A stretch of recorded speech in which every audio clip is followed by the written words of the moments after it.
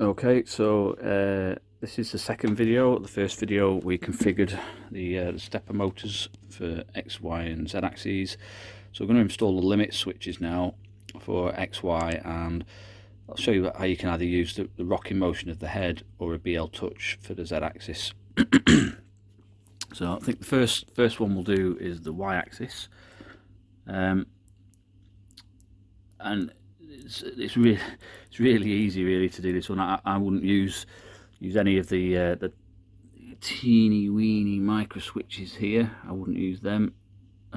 You could take the pickup, but you'd have to run the wires back through there, and you're already going to have to run wires through there for the mains and the thermistor for the bed, so at least it gets pretty tight in the end, and it's a lot easier just to simply take one of these type of micro switches. You can either leave the pivot arm on, or you can just have it with the little grey plastic dot visible. So these are the same ones that are used in the Robox extruders for filament detect. And basically normally I can do this one-handed. Yep, there we go. So this slides back and that tiny little switch hits here. So all I'm going to do is we're just going to cut away a tiny amount of this plastic, and I'm going to glue that in place like, sort of like that, so that when the tray comes back, just nudges that, and then we'll just wire it up and run it up through to the Duet. So we'll do that one first, and I shall come back. That's flat.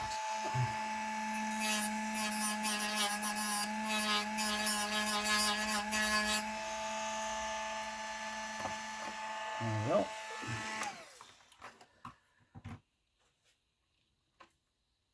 And then it's just a case of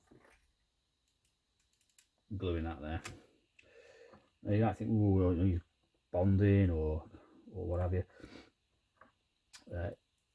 It doesn't take a lot of pressure, this, so it's not going to fall off. This is probably, to be fair, this is probably ABS casing, so you could use a tiny amount of acetone. This smells, certainly when I was cutting through it, like ABS, so you could probably acetone weld it on there, but I'm just going to use a couple of blobs of super glue.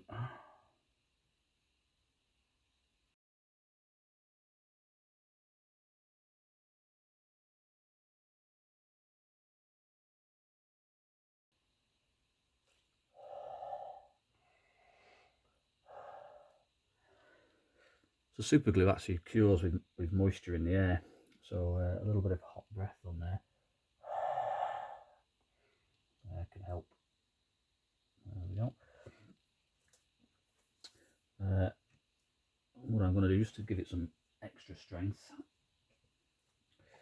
I've got this Speedy Fix stuff, and it's basically a combination of very thin cyanoacrylate and then some kind of powder compound, that when you actually mix the two, it's not just gluing powder. The powder actually gives off an exothermic reaction. It gives off a bit of heat, and it kind of makes something really rock hard. But it is a bit over the top, to be fair, but I'm going to put some on anyway.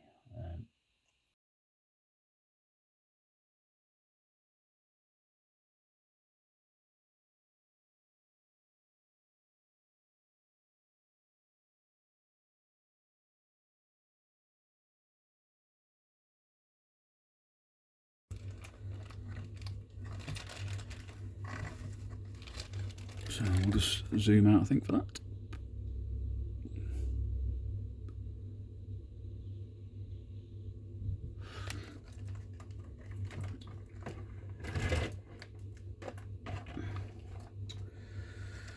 So I'll put a link to the Duet Wi-Fi schematic layout, but these are the limit switches here.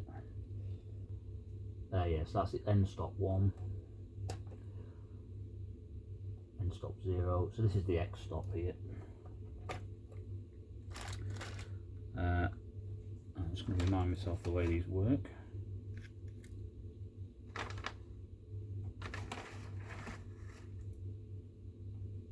But I'm pretty sure it is.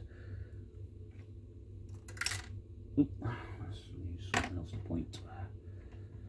It is between there and there. If you ground those pins or short them effectively by the switch, then that's what is you know, an active high end stop. But I shall just confirm that.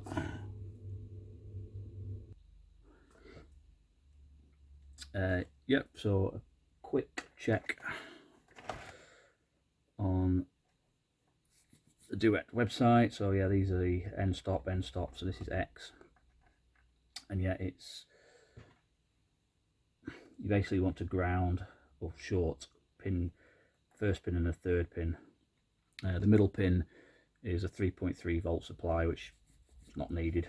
You don't need that for this type of switch.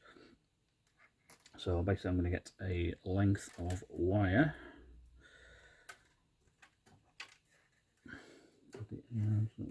Something so I can route it reasonably decently. So something like that. Routed through back to the switch at this side. So a bit shorter. There we go. Put it at that end.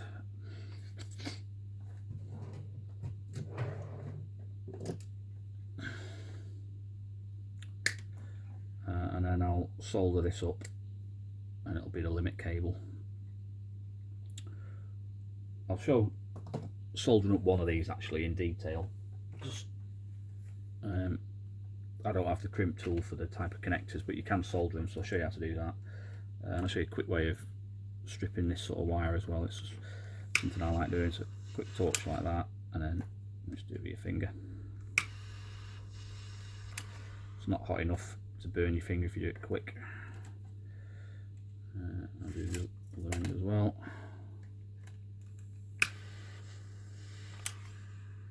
Like that.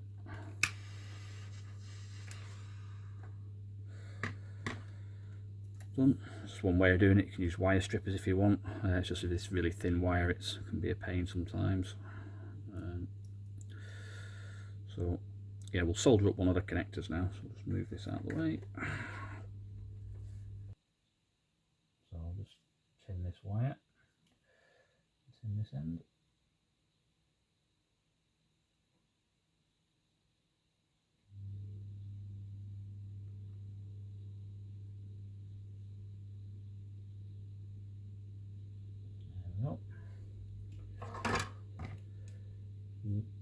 Nip them a bit shorter because you don't need to be that long.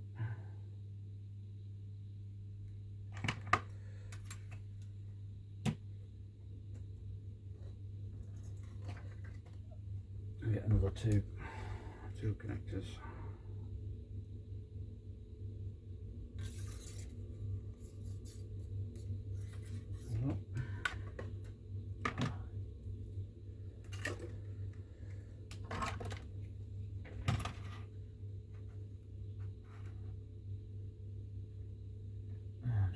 Smidge of solder into each bucket,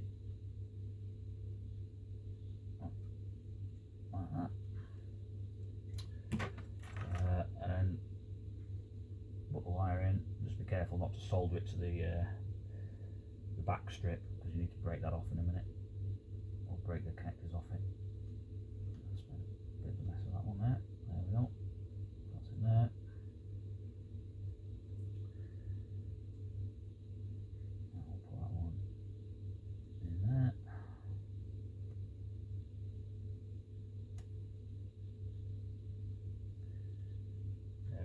That's those two done.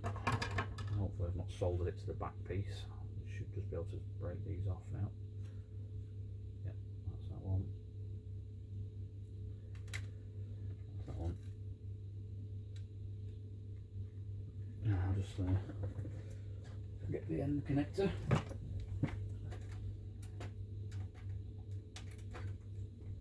So they're quite good, these end connectors. See if I can get them to focus.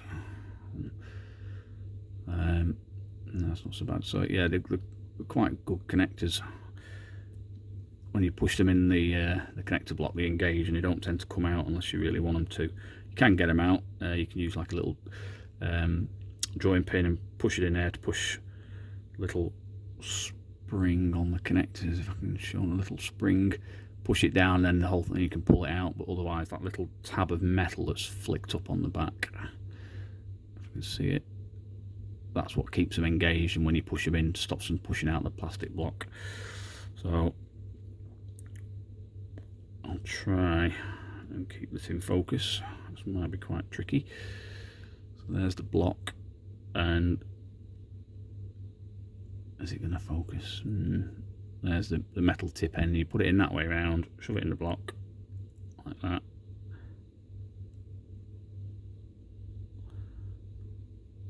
I'll do the same with that one. And then just using a thin screwdriver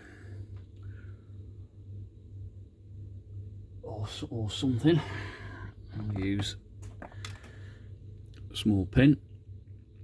If you push them in, you should hear it click. I'll be quiet, you should hear it click. There, and it's, if you look, you can see it's gone in there, and the green one has, and it doesn't pull out now. Just push the blue one in.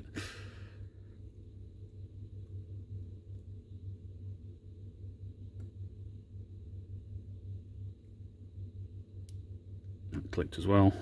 There, in.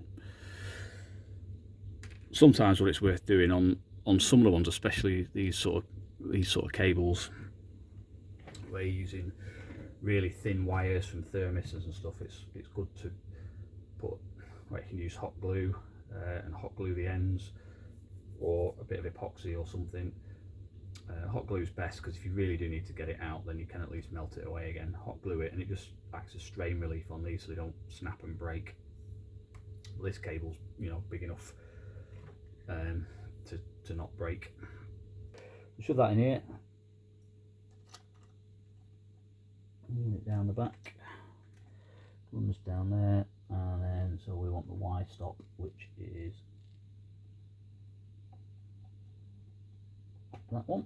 Shove that onto there, and then on the base of the printer,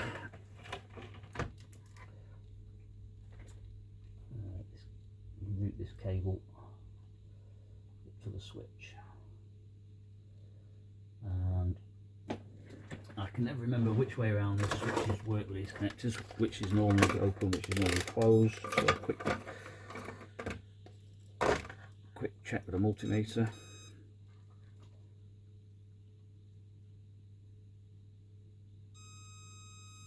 So that's normally closed, and then so wire it to the end two.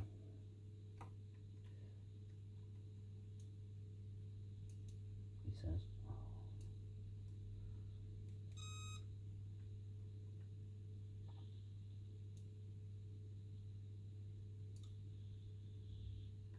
Oh, what's going on with this multimeter? Doesn't help, the battery's low.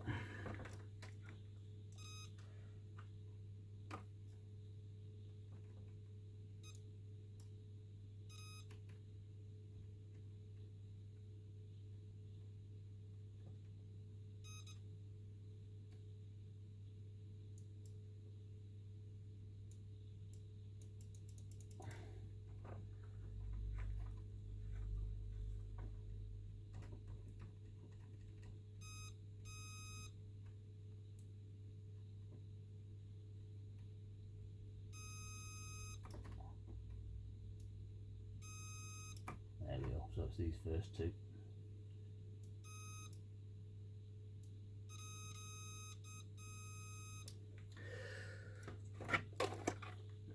So just solder it to there.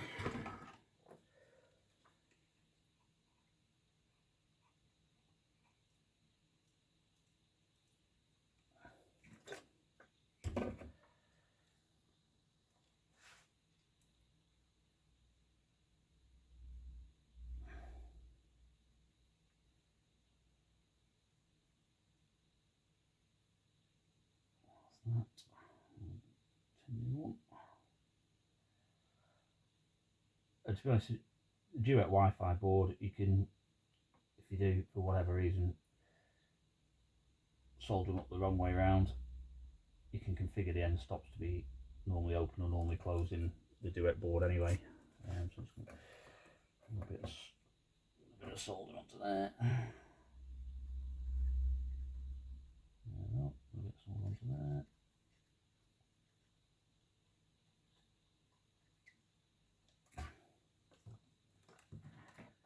Snip these.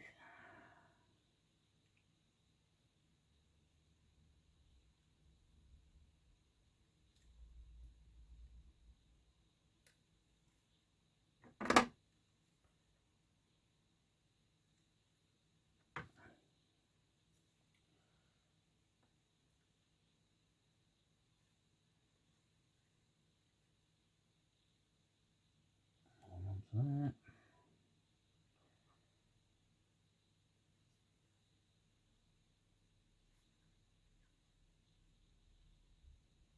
Onto that.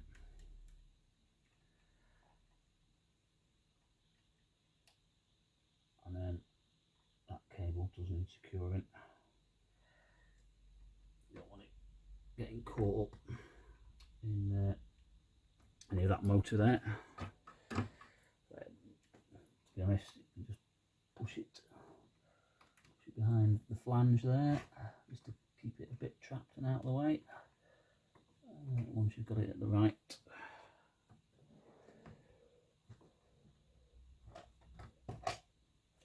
sort of length, so I'll just spring that out of the way and we'll put that behind there like that.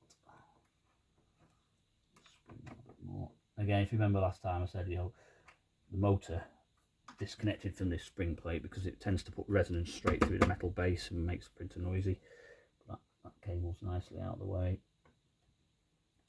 And might, you know, a little bit of hot glue there would be perfect again, just to keep it out of the way.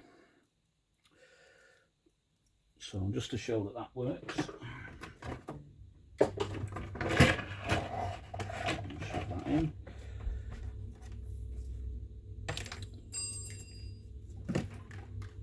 Power it up.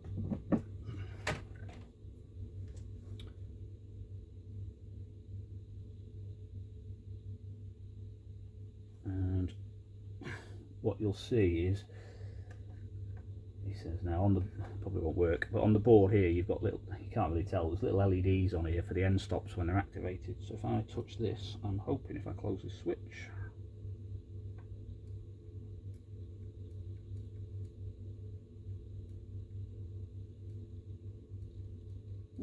it's not doing anything. That is very strange.